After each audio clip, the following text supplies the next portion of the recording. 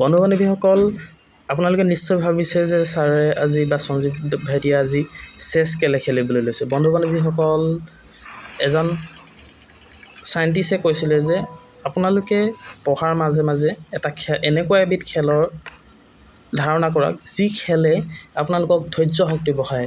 আৰু আটাইতকৈ ধৈৰ্য শক্তি বঢ়োৱা খেলৰ ভিতৰত মই ভাবোঁ চেছৰ বাহিৰে অন্য কোনো নাই।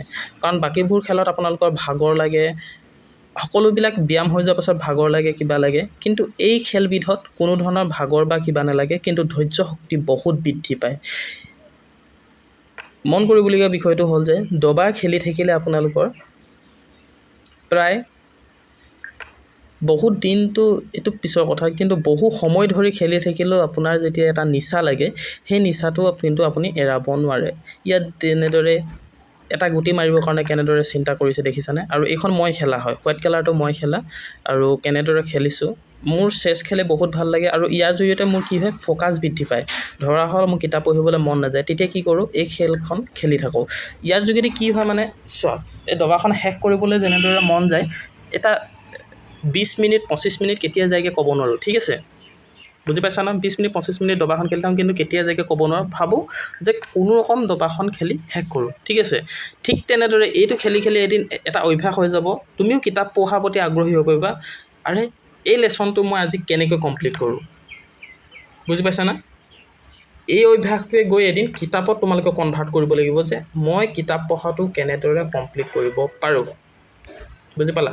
আৰু সেইটো কাৰণে দবা খেলিবলৈ আৰম্ভ কৰা। আৰু এইটো নহয় যে আপোনালোকে দবাত নিচা লগাই লোৱা। দবা খেলা বুলিও মই কোৱা নাই, মই কৈছোঁ যে এনেকুৱা এবিধ খেল খেলা যাৰ যোগেদি আপোনালোকৰ ধৈৰ্য শক্তি বৃদ্ধি পায়। আৰু খেল বা ক্ৰীড়া কিন্তু আপোনালোকৰ পঢ়াৰ এটা অংগ। ইয়াক নেওচি বা ইয়াক পাহৰি বা ইয়াক আঁতৰাই ৰাখি আপুনি কেতিয়াও পঢ়াত সফলতা লাভ কৰিব নোৱাৰি।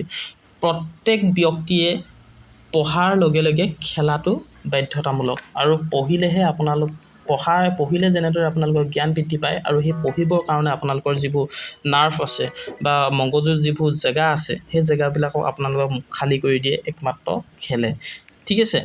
দৌৰ মৰা, অন্যান্য খেল খেলা সেইবিলাক খেলিব লাগে, কাৰণ আপোনালোকৰ তেতিয়াই মাছলছবিলাক শক্তিশালী হয়, ব্ৰেইনটো অকণমান ফোপোলা হয় যাতে তাত শব্দ সোমাব পাৰে। ঠিক তেনেদৰে আপোনালোকৰ চিন্তা শক্তি বঢ়াবৰ কাৰণে আৰু আপোনালোকৰ কি আছে ধৈৰ্য শক্তি বঢ়াবৰ কাৰণে, নিজকে প্ৰেৰণা দিবৰ কাৰণে, নিজকে চেষ্টা কৰিবৰ কাৰণে এনেকুৱা ধৰণৰ চেছ, লুডু খেলিব পাৰে। চেছ, লুডু এনেকুৱা ধৰণৰ খেল খেলিব লাগে যিবিলাকে আপোনালোকৰ চিন্তা শক্তি বঢ়ায়। এতিয়া দবাখন খেলোঁতে আটাইতকৈ বেছি চিন্তা কি কাৰণে লাগে, আপোনালোকে টাইম থাকে যে এইটো কেনেকৈ মাৰিম, কিমান টাইমত মাৰিম, কিটো ষ্টাইলত মাৰিম। বহুতখিনি যেতিয়া আপোনালোকৰ পাজলছ গেমবিলাক ইয়াৰ জৰিয়তে যেতিয়া আপোনালোকে কমপ্লিট কৰি দিয়ে, তেতিয়া কি হয় আপোনাৰ চিন্তা শক্তি বৃদ্ধি পায়। আৰু ইয়াৰ জৰিয়তে এটা ভাল লক্ষণ যে আপোনাৰ চিন্তা শক্তি বৃদ্ধি কৰে। গতিকে দবা বা অন্যান্য এনেকুৱা ধৰণৰ গেম খেলিব লাগে। মই কেনেদৰে খেলিছোঁ অলপ দেখুৱাই লৈছোঁ আপোনালোকক। একচুৱেলি হাতীটো কেনেদৰে যায় দেখিছেনে আপোনালোকে? কলাই কলাই গৈ থাকিব, বগা হাতীটো বগাই বগাই গৈ থাকিব, বেলেগ এটা ঘৰত যাবলৈ প্ৰয়োজন নাই, ঠিক আছে? ইয়াত চাওক আপোনালোকে কিটো মগজু কেনেদৰে খটাবলগীয়া হয়, মগজু যথেষ্ট লাগে ইয়াত, আৰু যেনে তেনে খেলিব পৰা নাযায়, আৰু ইয়াৰ বাবে যথেষ্ট দিমাগ লগাবলগীয়া হয়। আৰু আপোনালোকৰ ভাল পইণ্ট।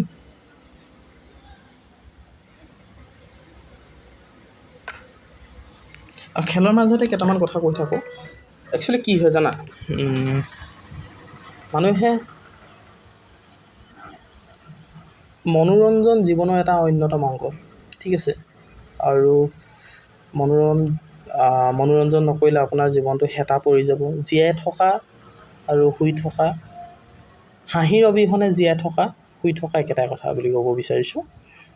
আৰু হাঁহি, কান্দোন, দুখ, সুখ সকলোবিলাক জীৱনৰ এটা অংগ। ঠিক তেনেদৰে পঢ়াৰ অংগ হিচাপে আপোনালোকে খেলটোক ধৰিব পৰা, চিন্তা এইবিলাক পঢ়াৰ অংগ। আৰু আনে কি বিচাৰে নাজানো, মই বিচাৰোঁ মোৰ যি সম্পৰ্কীয়, মোৰ যি চিনাকি, সেইসকলৰ উন্নতি সদায় কামনা কৰোঁ। কিন্তু এটা কথা মই ভিডিঅ'ৰ যোগেদি দেখাই বেয়া পাওঁ যে এইটো বস্তু মই মানুহক দিলোঁ সেইটো বস্তু মই মানুহক দিলোঁ বহুত মানুহ এনেকুৱা আছে মনে মনে গৈ বস্তু দিবলৈ টান পায় সেই বস্তুটো কি কৰে ভিডিঅ'ৰ যোগেদি প্ৰচাৰিত কৰি নিজকে আওৰাবলৈ বিচাৰে ঠিক আছে মই প্ৰয়োজন সাপেক্ষে কেতিয়াবা আওৰাওঁ যে এইটো বস্তু দিছোঁ সেইটো বস্তু দিছোঁ যেনেদৰে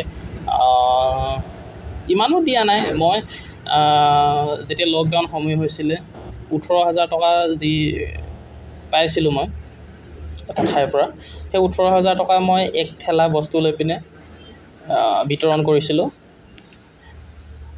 আৰু কিন্তু সেই বিতৰণটোত মই মাত্ৰ নিজৰ বস্তু দিছে ঠেলাখিনি পাছফালে বস্তু সোমাই আগফালে মানুহটো দি পিনে ঠেলাখনতহে বস্তু দিছোঁ যিটো বিতকৰ সন্মুখীন হোৱা নাছিলোঁ কিন্তু মানুহৰ ঘৰে ঘৰে পলিথিন এটা মিঠাতেল 1 বটল দাইল 2 কেজি চাউল 3 কেজি এনেদৰে দি মানুহৰ কেপশ্যন লোৱা নাছিলোঁ সেইবিলাক কৰিব নাপায় আচলতে সেইবিলাকৰ পৰা বিৰত থাকিব লাগে কাৰণ ঠিক আছে আজি তেওঁক তুমি দি দিলা কাইলৈ ধৰি লওক ভগৱানে সকলোকে এদিন চকু মেলি চায় আজি তুমি যি ঘৰক দান দি থৈ আহিলা কাইলৈ ধৰি লওক সিহঁতে বাৰীতে ধৰি লওক এটুকুৰা সোণ হেৰাই পালে তেওঁতো কোটিপতি হৈ গ'ল কিন্তু তুমি দিয়া সেই ভিকখিনি বা তুমি দিয়া সেই দানখিনি বা তুমি কৰা সেই সহায়টো এদিন যদি তুমি তেওঁক ব্লেকমেইল কৰা বা এদিন যদি তুমি মানুহৰ আগত কৈ থাকা যে এই মানুহজনক এদিন মই দান দিছিলোঁ তেখেতৰ যিটো প্ৰস্তুতি সেই প্ৰস্তুতিক প্ৰত্যাহ্বান চলোৱা হ'ব বা তুমি যি ঘৰ মানুহক আজি সহায় কৰিছিলা বিচনা এখন দি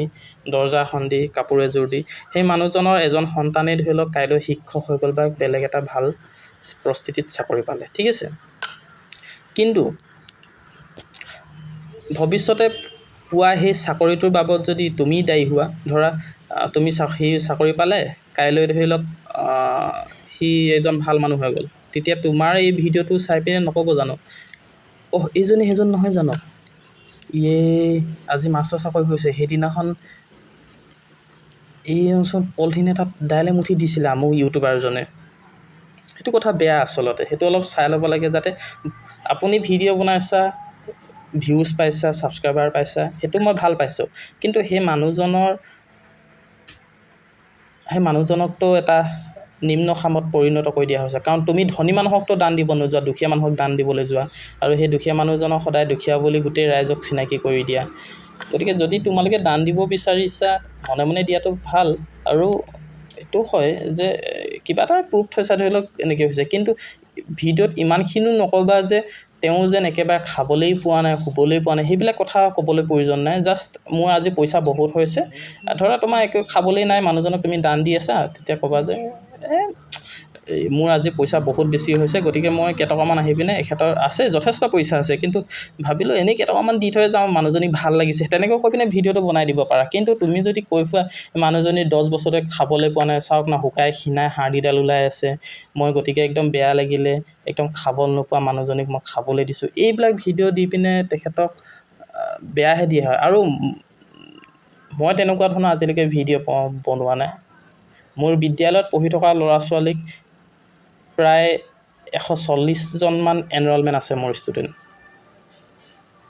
চৰ অঞ্চলত পঢ়াই আছোঁ আৰু চৰ অঞ্চলৰ ল'ৰা ছোৱালীবিলাক সাধাৰণতে পঢ়াৰ প্ৰতি অকণমান আঁতৰি থাকে বা পৰিয়ালবিলাকে অকণমান কম গুৰুত্ব দিয়ে কাৰণ সিহঁতে খেতি বাতি বা বছৰ 3-4 মাহ বানপানীত উটি থাকিবলগীয়া হয় তাৰ বাবে পঢ়াৰ প্ৰতি অকণমান ধাউতি কম থাকে কিন্তু আৰু সেই যেতিয়া শুকান দিন আহে তেতিয়া সিহঁতৰ আৰ্থিকভাৱে ইমানো শক্তিশালী নহয় যে সিহঁতে টকা পইচা খৰচ কৰি বহি আজি আনি দিব কালি আনি দিব কিন্তু পঢ়াব সময়ত যেতিয়া মই লিখিবলৈ দিওঁ ছাৰ মোৰ ডট পেন নাই ছাৰ মোৰ কাঠ পেঞ্চিল নাই ছাৰ মোৰ বহিয়ে নাই তেনেকৈ যেতিয়া কয় স্কুলৰ গডৰেজতে মই প্ৰায় 5 ৰিমমান বহি আনি থৈছোঁ 5 ৰিমমান প্ৰায় 5 ৰিমৰ পৰা মই আধা দিস্তা কৰি পিনে প্ৰায় 100-150 বহি বনাই থৈছোঁ যিদিনাখনে ল'ৰা ছোৱালী বহি নাহে হাতত আৰু কাঠ পেঞ্চিলবিলাক দুটুকুৰাকৈ কাটি থৈ পিনে প্ৰায় যেতিয়াই কাঠ পেঞ্চিল নাহে তেতিয়াই বিটাওঁ কিন্তু আজিলৈকে ভিডিঅ' বনাই পোৱা নাই গতিকে আপোনালোকে সেইটো চাই ল'ব ইমানেই ক'ম আৰু দবাখন প্ৰায় শেষেই হৈছে গতিকে ইমানখিনিয়ে ক'ম চাই পিনে ভিডিঅ'বিলাক বনাই যেন সকলোৱে